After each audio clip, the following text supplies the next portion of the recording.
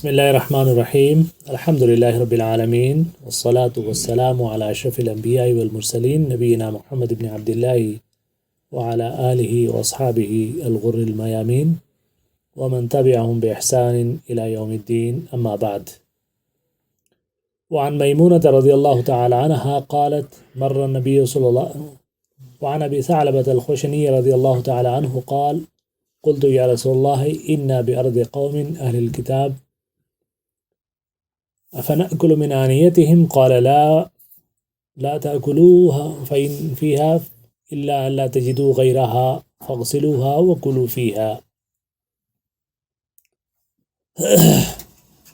بلوغ المرام من ادلۃ الاحکام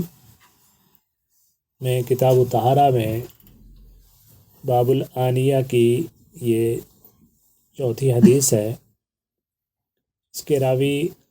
سیدنا ابو ثعلبہ الخشنی رضی اللہ تعالی عنہ ہیں.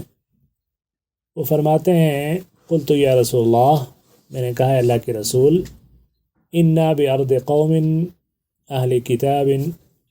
ہم اہل کتاب کی قوم کی زمین میں رہتے ہیں یا ان کے علاقے میں رہتے ہیں. افنأکل من آنیتہم، کیا بس ہم ان کے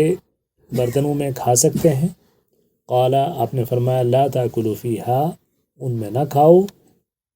الا ان لا تجدوا غیرہا، مگر یہ کہ تم اس کے سوا کوئی اور برتن نہ پاؤ. فاغسلوها وکلوا فیہا، تو پھر دھو ان کو اور اس میں کھانا کھاؤ. تو یہ حدیث جو ہے کتاب الآنیہ میں، باب الآنیہ میں، برتنوں کے باب میں کافی مشہور حدیث ہے. اس سے ایک اہم مسئلہ نکلتا ہے کہ اہل کتاب یا کفار کے جو برتن ہیں ان میں کھانا کھانے کا کیا حکم ہے. اصل میں اس حدیث کا جو اصل متن ہے یا جو تفصیل دوسری حدیث میں موجود ہے، اس پس منظر پر غور کریں تو اصل معاملہ سامنے آتا ہے. وہ کیا ہے کہ اللہ کے رسول صلی اللہ علیہ وسلم سے صحابہ کرام نے یہ بات کہی کہ جن برتنوں میں ہم اہل کتاب کو دیکھتے ہیں اس میں وہ خنزیر پکاتے ہیں اور شراب پیتے ہیں، اس میں خنزیر پکاتے ہیں اور شراب پیتے ہیں، تو کیا ہم ان برتنوں کا استعمال کر سکتے ہیں؟ تو اللہ کے رسول صلی اللہ علیہ وسلم نے فرمایا کہ ان برتنوں کا تم استعمال نہیں کر سکتے، اگر تمہیں اس کے سوا کوئی اور برتن نہ ملے اور مجبوری ہو تو تم دھو کر اس میں کھا سکتے ہو. تو دوسری روایات ایسی ملتی ہیں، آگے آ رہی ہیں وضاحت جس سے یہ ثابت ہوتا ہے کہ اللہ کے رسول صلی اللہ علیہ وسلم نے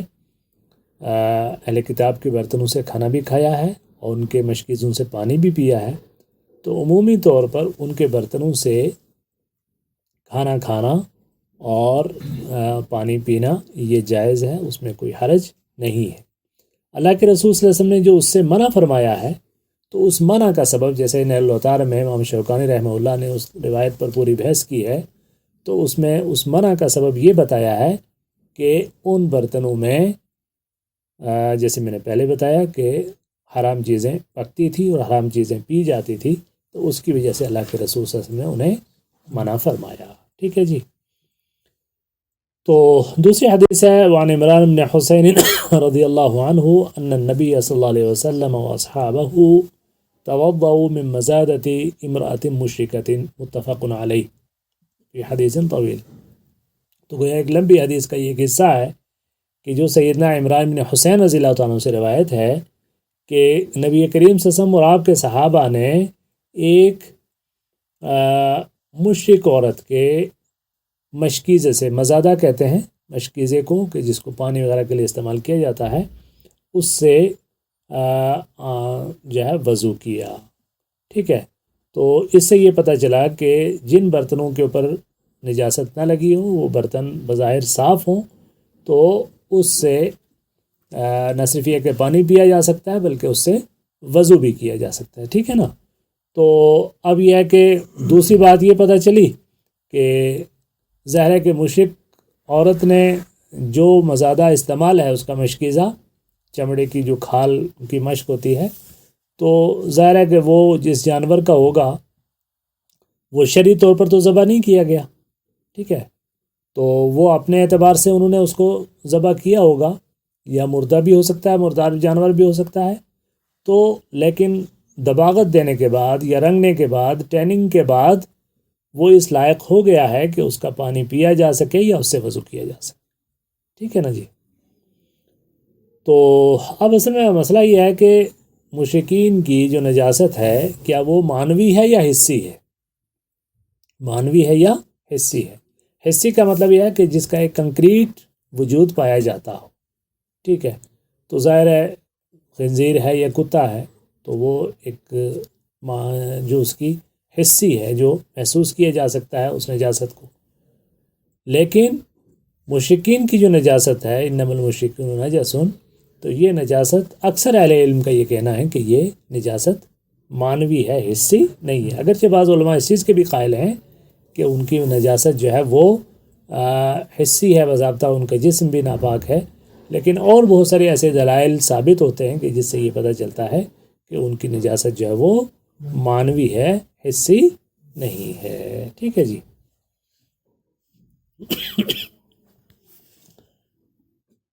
اگلی حدیث ہے وعن انس بن مالک رضی اللہ تعالی عنہ ان قدح النبی صلی اللہ علیہ وسلم انکسر فاتخذ مکان الشعب سلسلة من فضة اخرجہ البخاری۔ سیدنا انس بن مالک رضی اللہ تعالیٰ عنہ سے روایت ہے کہ نبی کریم صلی اللہ علیہ وسلم کا پیالہ ٹوٹ گیا، انکسر ٹوٹ گیا، فاتخذ مکان الشعب سلسلة من فضة، تو آپ نے اس ٹوٹی ہوئی جگہ پر چاندی کا تار لگوا لیا، اس ٹوٹی ہوئی جگہ پر چاندی کا آپ نے تار لگوا لیا، تو چاندی کے تار سے اس کو جو ہے اس کی مرمت کر لی گئی۔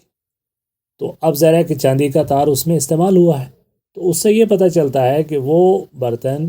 کہ جو مکمل چاندی کا نہ ہو بلکہ چاندی کا کچھ حصہ اس کی مرمت میں اگر استعمال ہوا ہے تو اس کا استعمال کرنا جائز ہے۔ تو اسی طریقے سے سونے کے دانت لگوانے کے اللہ کے رسول صلی اللہ علیہ وسلم نے اجازت دی ایک صحابی کو، ایک اس کی دانت نہیں، ناک جو ہے وہ ان کی ایک جنگ میں ناک جو ہے ان کی کٹ گئی، تو اس کی جگہ جو ہے ایک سونے کا اس کے اوپر غلاف لگانے کے اللہ کے رسول صلی اللہ علیہ وسلم نے اجازت دی۔ تو سونے کا اس طرح کا جو دیگر استعمال ہے انہیں مردوں کے لیے بطور زیور نہ ہو کر دوسرے استعمال ہیں اس طرح کے جو طبی استعمال ہم کہہ سکتے ہیں، جس میں سونے کے دانت بھی ہو سکتے ہیں، یا اور کسی طرح کے کوئی میڈیکل اگر کوئی استعمال ہے تو وہ شرعی طور پر جائز ہے۔ اور اسی طریقے سے اسی پر قیاس کرتے ہوئے اہل علم نے استدلال کیا ہے کہ ریشم مردوں کے لیے استعمال کرنا جائز نہیں ہے، لیکن اگر ریشم کا کچھ حصہ سلائی میں استعمال ہو گیا ہے